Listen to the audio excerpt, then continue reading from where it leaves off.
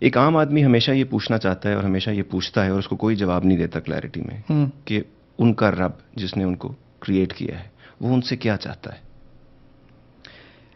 اگر آپ یہ سوال مجھ سے 10 سال پہلے پوچھتے تو میرا جواب بہت مختلف ہوتا. اگر آپ یہ سوال مجھ سے 10 سال پہلے پوچھتے تو میں آپ کو اس قسم کا جواب دیتا. آپ کا امپریشن یہ ہوتا کہ رب مجھ سے اتنی چیزیں مانگ رہا ہے کہ میں اس کو کبھی نہیں دے سکتا. بالکل ٹھیک. اور میں جو کچھ بھی کر لوں میں ناکام ہوں. میں ایک گنہگار اور گھٹیا انسان ہوں اور چانسز 99.9% یہی ہیں کہ میں جہنمی ہوں. ٹھیک. اور شاید یہی بدقسمتی ہے میری کہ میرا رب جو ہے اس نے بہت ہی زیادہ بھاری کام مجھ سے کروانے اور وہ میں ایک تو میں کر نہیں سکتا اور کر بھی لیتا تو شاید اس میں کوتاہی اتنی ہوتی کہ وہ قبول نہ ہوتے. لیکن الحمدللہ آپ نے یہ سوال 10 سال بعد پوچھا ہے. یہ خدا نے ہم کو ملایا, یہ ایک وقت پہ ہے جہاں پر میں بھی وہ سیڑھیاں چڑھ رہا ہوں شعور کی اور ساتھ ساتھ آپ کو بھی, اسی لیے میں نے چاہا کہ میں آپ سے یہ پوچھوں. تو اس سے میں 2-3 چیزیں آپ کے سامنے رکھ دوں. پہلی بات, یرید اللہ لیخفف عنکم وخلق الانسان ضعیفا, سورۃ النساء. اللہ تعالیٰ کہتے ہیں اللہ تعالیٰ چاہتا ہے کہ خاص تمہارے لیے زندگی کو ہلکا کر دے. لیخفف عنکم, تم پر سے بوجھ اٹھا کر تمہارے لیے چیزیں ہلکی کر دے. وخلق الانسان ضعیفا, اور انسان کو تو کمزور ہی بنایا گیا تھا. یعنی اگر تم طاقتور ہوتے تو تم پر بھاری بوجھ ڈالے جاتے, تم پر تو ہلکا بوجھ ڈالا گیا. دوسری بات, الا من رحم ربک ولذلک خلقہم, سوائے ان لوگوں خاص لوگوں کے بارے میں بات کی جا رہی ہے جو جنت میں جائیں گے کہ جن کو اللہ تعالیٰ نے رحم دیا. ولذلک خلقہم, اور اسی لیے تو انہیں بنایا تھا, جنت کے لیے ہی بنایا تھا. تیسری بات, اولئک هم الوارثون الذین یرثون الفردوس هم فیہا خالدون, سورۃ المؤمنون کی آیات ہیں کہ جنت کا جو سب سے اعلیٰ درجہ ہے اس کو فردوس کہا جاتا ہے. اب ہم تو یعنی اگر ہمیں کہیں وہاں سے ہوا بھی مل جائے تو بڑی بات ہے, یہ تو بہت ہی اونچی جنت کی بات ہو رہی ہے. کہا گیا یرثون الفردوس, ان کو وہ فردوس وراثت میں ملے گی. آپ مجھے یہ بتائیں وراثت میں کب چیز ملتی ہے؟ جب آپ ہی کی بنتی ہو. آپ ہی کی بنتی ہو تو وراثت میں ملتی ہے, وقت پہ ملتی ہے. تو اس کے بارے میں ایک بڑی مشہور حدیث ہے رسول صلی اللہ علیہ وسلم کی, صحیح حدیث ہے. وہ یہ کہ اللہ تعالیٰ نے تمام مسلمان کے لیے, تمام انسانیت کے لیے فردوس میں گھر بنایا ہے.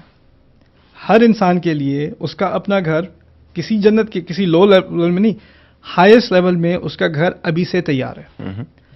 خدا کوئی کام بغیر مقصد کے نہیں کرتا. اگر اس نے گھر بنایا ہے تو کس لیے بنایا ہے؟ تاکہ آپ اس میں رہیں. اللہ تعالیٰ کا پلان ہر انسان کے لیے یہ ہے, اس کا ارادہ ہر انسان کے لیے یہ ہے کہ وہ جنت میں جائے, اللہ تعالیٰ کی خوشی حاصل کرے. یہ چیزیں میں آپ کے لیے اس لیے آپ کے سامنے اس لیے رکھ رہا ہوں کہ جو ہماری ریلیجس ڈسکورس ہے نا, جو خاص کر India, Pakistan, even Arab world میں جو دین کے بارے میں بات کی جاتی ہے, اللہ تعالیٰ کے بارے میں بات کی جاتی ہے, اس سے امپریشن یہ دیا جاتا ہے کہ یہ بہت ڈرایا جاتا ہے, بہت ڈرونا خدا ہے, یہ بہت غصے والا خدا ہے, بہت سزاؤں والا خدا ہے, اور اس نے کسی کو نہیں چھوڑنا, یہاں تک کہ اصل آفت تو مسلمانوں کی ہے. اتنی ڈپریشن ہو جاتی ہے انسان کو یہ خطبے سن کے, یہ لیکچر سن کے, کہ انسان سمجھتا ہے میں اس دن میں کر کیا رہا ہوں یار. ٹھیک ہے. انسان دین کی طرف آتا ہے اطمینان کے لیے, سکون کے لیے, اور یہ چیزیں سن کر انسان ڈسٹرب ہو جاتا ہے اور پھر ابسیسو کمپلسو ہو جاتا ہے. نماز پڑھی, پتہ نہیں نماز قبول بھی ہوئی کہ نہیں, میں اتنی کوتاہی, اللہ تعالیٰ تو یہ بھی قبول نہیں کرے گا, وہ بھی قبول نہیں کرے گا. لوگ میرے پاس آتے ہیں, پہلی بات یہ کہتے ہیں آپ بہت اچھے ہیں, میں بہت گناہ گار ہوں, آپ میرے لیے دعا کریں.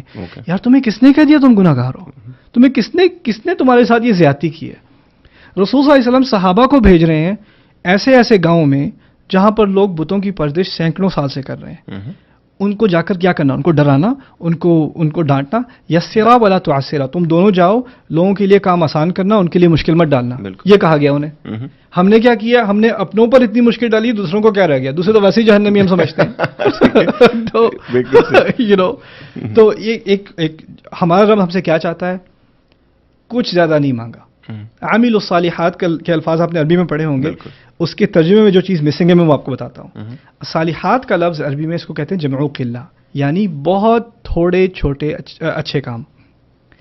بہت زیادہ اچھے کام ہو تو صالحہ کہا جاتا ہے, بہت کم ہو یعنی ایک ہاتھ میں دو ہاتھ سے کم میں آپ گن سکیں, اس کو صالحات کہتے ہیں. یعنی جن لوگوں نے کچھ تھوڑے بہت اچھے کام کیے.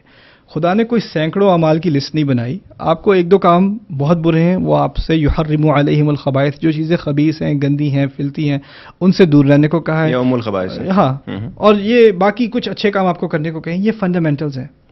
لوگ کیا کرتے ہیں، لوگ اپنے آپ کو اوور ویلم کر لیتے ہیں اور یہ ایکسپیکٹ کرتے ہیں کہ خدا ان سے ان کی یہاں تک کہ اچھے کام بھی قبول نہیں کرے گا. سو ہیومن سائیکالوجی کو سامنے رکھتے ہوئے جیسے ہم لوگوں کی طرف سے اپنے آپ کو ایکسپیکٹیشن میں ڈال کے اوور ویلم اور اسٹریسڈ آؤٹ کر لیتے ہیں، ہم رب کے ساتھ بھی وہی کرتے ہیں. ایگزیکٹلی. یہاں تک کہ میں اس میں ایک بات کا اضافہ کروں، لوگ آپ کی غلطی دیکھ کر آپ سے کہتے ہیں خدا آپ کو کبھی معاف نہیں کرے گا. یہ فتویٰ تو وہ لگا ہی نہیں سکتے. اور لوگ آپ سے کہتے ہیں آپ برے انسان ہو، آپ جھوٹے ہو، آپ نے غلطی کی ہے، آپ نے چیٹنگ کی ہے، یا آپ نے اپنے پیرنٹس کی جو آپ کی ایکسپیکٹیشنز تھی اس کو ڈس اپوائنٹ کیا ہے، تم نے ہماری امیدوں پر پانی پھیرا، یہ کیا وہ کیا.